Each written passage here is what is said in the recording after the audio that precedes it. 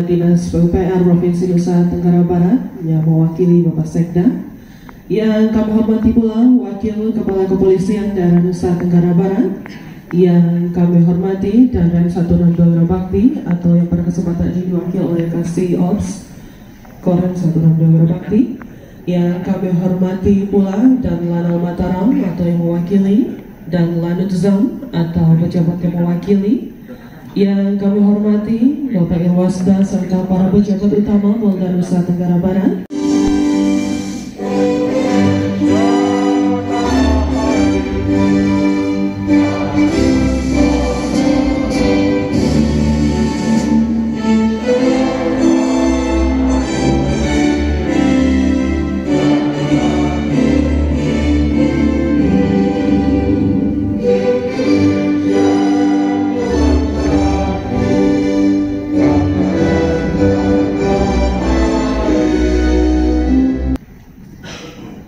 A'udzubillahiminasyaitonirrajim. Bismillahirrahmanirrahim. Alhamdulillahirabbil alamin. Hamdan yuwafi ni'amahu wa yukafi'u mazidah. Ya Rabbana lakal hamdu kama yanbaghi li jalali wajhikal karim wa 'azimi sultanik. Assalamualaikum warahmatullahi wabarakatuh. Waalaikumsalam. Salam sejahtera bagi kita sekalian. Selamat pagi, Om Swastiastu.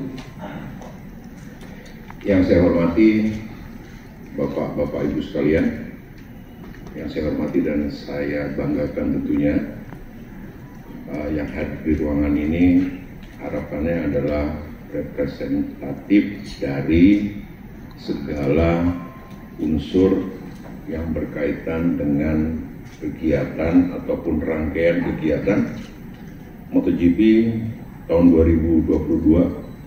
Kerjaan tidak akan mampu dalam melaksanakan yang tadi saya bilang dua tadi, suksesnya MotoGP dan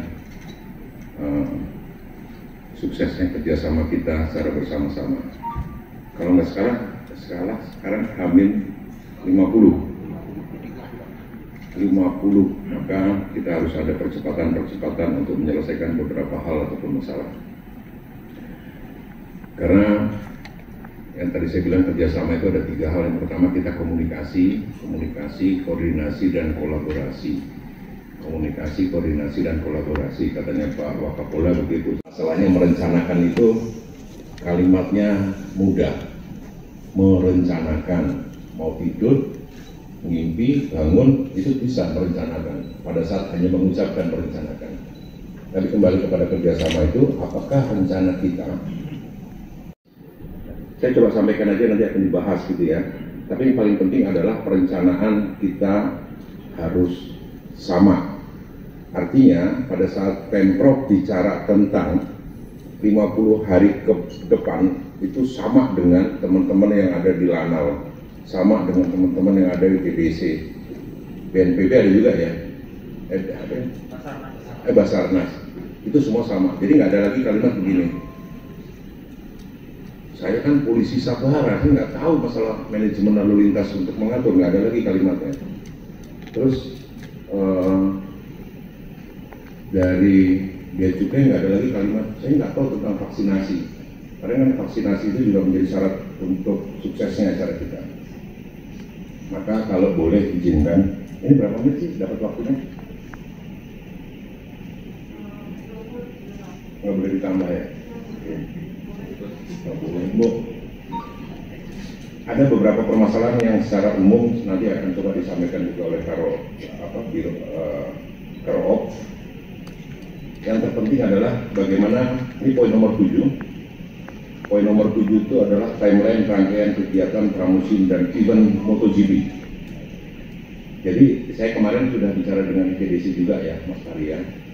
Dan ini kita harus sama, ini timeline-nya sama gitu. Jadi undocking yang pesawat-pesawat yang Boeing 777 dengan menggunakan peralatan yang ada dua besar tuh loader besar. Bagaimana kalau logistik mendarat, itu tidak satu-satu kayak urut dulu masuk sekolah TK, Dr. J masuk, terus Pak Awan masuk enggak. Jadi pesawat datang, gitu ya. Kalau 100.000 kan 1 lembar dapat jet. Tapi kalau orang 100.000 itu estimasi itu bisa naik turun, bisa naik. Belum lagi dengan kru dan pembalapnya. Assalamualaikum. Selamat pagi, menjelang siang, dan salam sejahtera untuk kita semua. Yang kami hormati Bapak Wakapolda, Pak Kadis PU, yang kami hormati juga Pak Iwasda, Pak Danlanal, dan seluruh hadirin yang mewakili. Kami langsung ke permasalahan sesuai dengan tema kegiatan rapat koordinasi hari ini, yaitu kesiapan event tes pramusim dan race motor GP 2020. Kami sudah melakukan beberapa kali rapat terkait baik internal serta internal. Kami sudah melakukan klasifikasi permasalahan motor GP maupun yang pramusim ini. Tadi yang pertama terkait dengan permasalahan lahan, kita harus jujur menyampaikan bahwa masih ada permasalahan di sana, yaitu masih terdapat 35 KK yang belum dipindahkan atau relokasi. Pak Wakapolda, Pak Iwasda, Kak Rohop, teman-teman yang lain yang mewakili dari TNI AL, pihak DDC, Pak Sekda yang diwakili oleh Pak Kadis PU, tentunya dan semua yang hadir pada pagi hari ini terkait dengan persiapan pramusim maupun MotoGP. Kami dari RSUD akan mencoba memaparkan sistem karantina bubble yang memang tentunya ini agak sedikit berbeda pada saat kita menghadapi ya TBC maupun SBK ya, World Superbike. Dengan adanya peningkatan kasus sekarang ini, tentunya kita memang harus waspada, dan yang paling terpenting adalah bagaimana kita menegakkan protokol kesehatan dengan baik. Kemudian agak menunjang protokol kesehatan. Nah, jadi nanti ini pun tidak luput dari sistem bubble. Jadi kita semua periksa tanpa berkecuali, ya, semua yang terlibat. Nah, tadi sudah saya sampaikan bahwa nanti mekanismenya, sirkulasinya adalah bisa, kemudian ada transportasi ke hotel, kemudian sirkuit dari hotel. Tentunya begitu sampai ke hotel, kita sudah tahu. Jadi pemilik hotel itu akan menginfokan kepada Satgas berapa jumlah peserta yang menghuni hotel tersebut. Nanti akan kami bagi, ya, petugas untuk ngepam di masing-masing hotel untuk langsung begitu sampai hotel kita lakukan pemeriksaan sampai dengan betul-betul hasil PCR-nya negatif. Assalamualaikum warahmatullahi wabarakatuh. Selamat pagi, salam sejahtera untuk kita semua, Om Swastiastu. Yang saya hormati Pak Kapolda, Pak Kadis PU, rekan-rekan Pak Danlanal, Bapak Ibu yang saya hormati pula. Izin menyampaikan terkait dengan manajemen transportasi MotoGP 2022, atau bisa jadi nanti juga kita akan tarik untuk persiapan kita menuju ke pramusim. Next. Nah, kenapa kita perlu manajemen transportasi? Pertama, karena pelaksanaan MotoGP 2022 di Mandalika pada tanggal 18 dan 20 Maret 2022 memang membutuhkan transportasi. Pergerakan orang untuk ke Mandalika atau keluar dari Mandalika sangat erat dengan transportasi. Yang kedua, ada asumsi penonton kita, jadi plus minus Pak Pari, kita masih menunggu apakah di angka 65.000 atau memang di angka 100.000. Kadis PU yang mewakili Pak Sekda, Pak Iwasda dan rekan-rekan PJU, serta mohon maaf yang tidak kami 21, para hadirin sekalian untuk mempersingkat waktu yang kami hormati, kami muliakan. Pada kesempatan ini mohon izin saya akan menyampaikan paparan rencana operasi Mandalika Rinjani 2022 dalam menghadapi event MotoGP dan Superbike.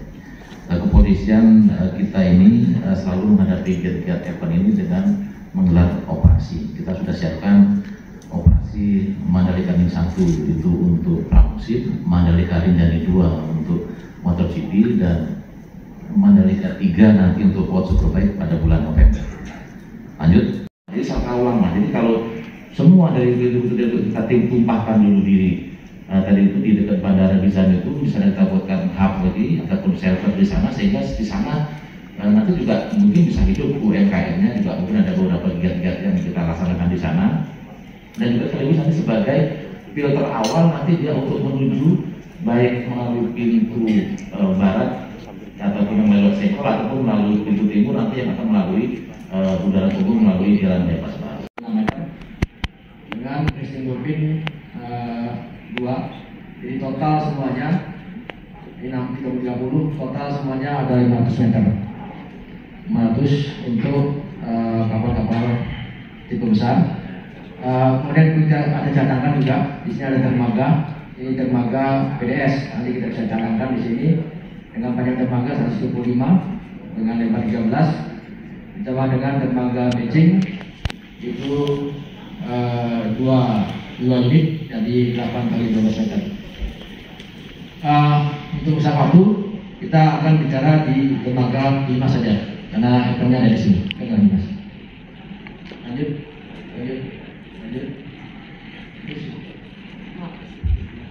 Lanjut lagi.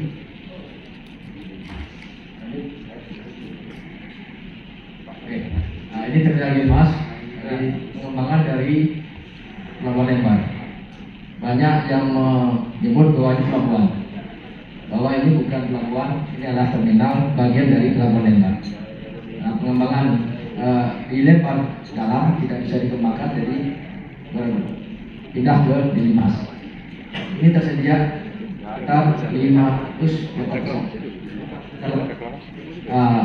Tadi saya buka di sini ada dermaga PDS untuk cadangan, nanti apabila di sini full bisa kita alihkan ke dermaga PDS. Lanjut Mas. Ini yang operasi di dermaga Mas, yaitu tiga kapal Roro, Mutiara Sunda 3, Timur 1, dan Mutiara Barat, dengan panjang kapal meter, dengan kapasitas penumpang 750 dan kendaraan sekitar 100 sampai 160. Lanjut. Berbicara mengenai hotel terapung, kami sudah koordinasi dengan PT PLNI bahwa akan tersedia 2 unit kapal dari PLNI yang kapasitasnya cukup besar dengan tipe kapal 2000, yaitu kapal KM Kelut dan kapal KM Sinabung milik PT PLNI, yang akan digunakan untuk hotel terapung dengan kapasitas 2.400 sama Sinabung maupun Kelut, dengan panjang kapal 146,5 meter. Lanjut. Ini kapal pinisi yang mungkin akan singgah juga di Pelabuhan Lembar. Jumlah sementara yang kami dapat bahwa pinisi ini akan ke Lembar berjumlah sekitar 38 kapal. Ini akan bisa bertambah kira-kira sampai dengan 50 kapal, dan pinisi ini akan kita tempatkan di area nabuh kapal-kapal penyeberangan maupun kapal-kapal cruise. Lanjut. Pola operasi untuk terminal Gilmas pada event MotoGP. Lanjut. Ini alurnya, ya Mas. Nah ini akan kita operasi dengan asumsi bahwa ada kapal cruise Stargame ini dengan panjang 260. Ini baru informasi kita terima. 260 panjang ini akan digunakan sandar di ujung sebelah barat 260 meter. Kemudian kapal Sinabung Kelut ini tidak bisa sandar 2, ini bisa sandar 1 apabila kapal ini benar-benar tiba di dermaga Gilmas.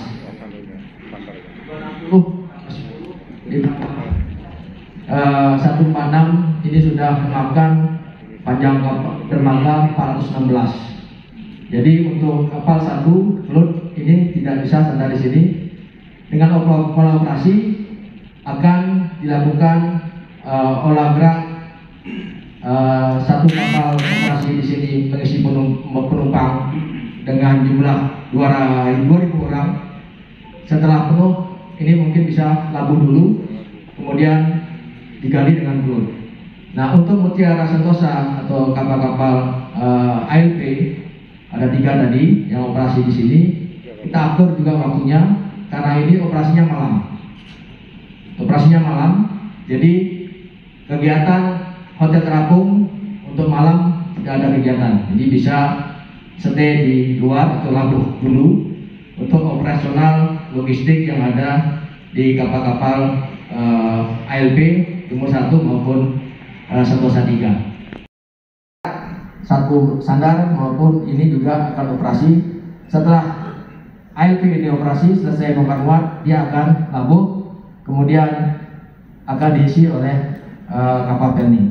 Nah, ini beberapa kemungkinan pola operasi yang baru rencana yang kita terapkan di Gilimas. Oke, lanjut. Tim kita ini, kalau dulu Pak Gubernur sudah pernah membuat SK, ini akan disempurnakan, akan kita cepat dalam merespon semua persoalan-persoalan yang ada. Insya Allah dalam 1-2 hari ini akan, dan isinya adalah kita ini semua. Nama timnya adalah panitia daerah. Yang kedua, beberapa hari yang lalu Pak Waka dan Bapak Ibu semuanya, setiap hari Selasa kita selalu rapat dan mendapat pengarahan dari kementerian lembaga terkait, termasuk dari Ketua Tim Bapak Laksamana Adi Cahyanto. Ada beberapa poin yang ingin saya sampaikan. Disampaikan tadi oleh para pemapar terkait dengan tadi untuk kru official itu akan dilaksanakan dengan sistem bubble. Ini berkaitan dengan masalah karantina. Jadi yang jadi pertanyaan tentu terkait dengan kapal pesiar yang berasal dari luar nanti yang akan masuk, apakah juga nanti akan diperlakukan hal yang sama. Mekanisme ini perlu untuk disampaikan juga agar supaya nanti persoalan yang ada pada keseluruhan kegiatan